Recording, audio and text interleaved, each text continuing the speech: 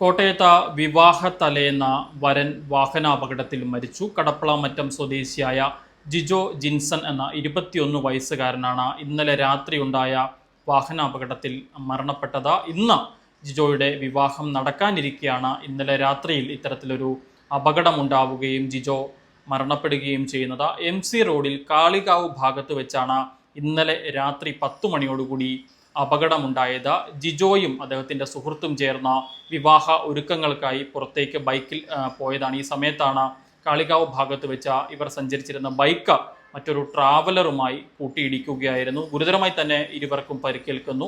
സ്ഥലത്തുണ്ടായിരുന്ന നാട്ടുകാരാണ് ഓടിയെത്തി രക്ഷാപ്രവർത്തനം നടത്തിയത്.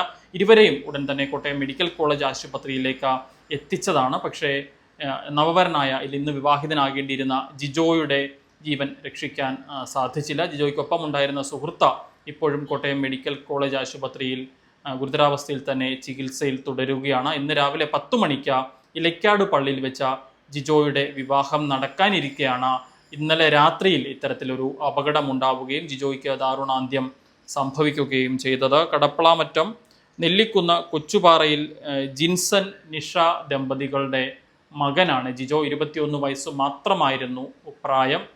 വളരെ വേദനാജനകമായൊരു വാർത്തയാണ് കോട്ടയത്ത് നിന്ന് പങ്കുവയ്ക്കാനുള്ളത്. ഇന്ന് ഏറെ സന്തോഷത്തോടു കൂടി ഒരു വിവാഹ വീടാകേണ്ടിയിരുന്നൊരു വീട് മരണ വീടായി മാറുന്ന അതിവേദനാജനകമായ ഒരു സംഭവമാണ് കോട്ടയത്തുണ്ടായത്.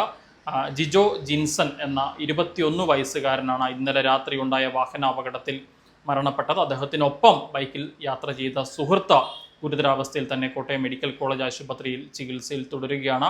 ഈ ജിജോയുടെ മൃതദേഹം ഇപ്പോഴും കോട്ടയം മെഡിക്കൽ കോളേജ് ആശുപത്രി മോർച്ചറിയിൽ സൂക്ഷിച്ചിരിക്കുകയാണ്. പോസ്റ്റ്മോർട്ടം അടക്കമുള്ള നടപടിക്രമങ്ങൾ പൂർത്തീകരിച്ചതിന് ശേഷം ഇന്ന് മൃതദേഹം ബന്ധുക്കൾക്ക് ഉച്ചയോടുകൂടി തന്നെ വിട്ടു നൽകുമെന്നുള്ളതാണ് നിലവിൽ മനസ്സിലാക്കാൻ സാധിക്കുന്നത്. എന്താണെങ്കിലും ഏറെ വേദനാജനകമായ ഒരു വാർത്തയാണ് കോട്ടയത്ത് നിന്ന് വരുന്നത്. ഇന്ന് വിവാഹിതനാകേണ്ടിയിരുന്ന യുവാവ് വരൻ ഇന്നലെ വൈകിട്ടുണ്ടായ വാഹനാപകടത്തിൽ മരണപ്പെട്ടു.